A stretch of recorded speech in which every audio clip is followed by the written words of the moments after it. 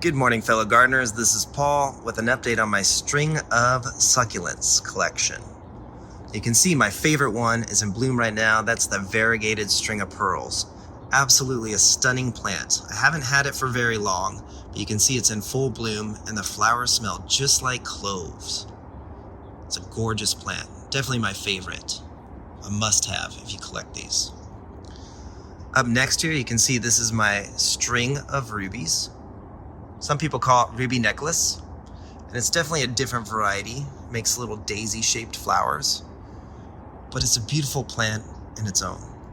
It will turn more reddish color if it's cold or if you give it more sunlight.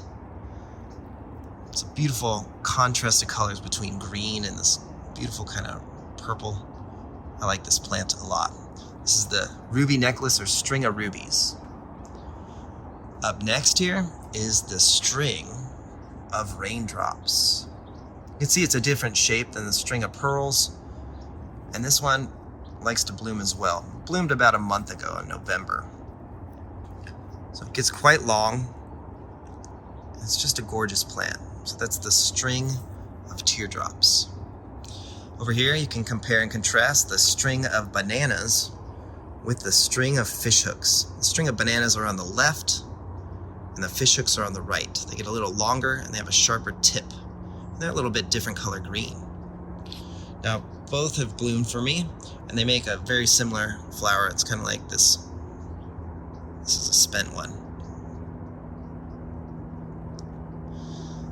Over here are my string of watermelons. This is a new plant. I'm really excited. I got this from my mother-in-law for my birthday. And this plant has been on my wish list for some time. So a string of watermelons, look at that. They're like little watermelons. Just a gorgeous succulent. Can't wait for that one to get large.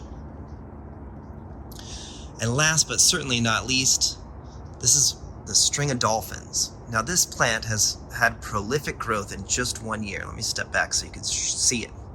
Look at that. It's about almost 4 feet now. And it had a prolific bloom.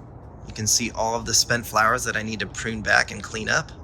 When I have some time, I should do that today. Now do be careful, look at the pests on there, see them?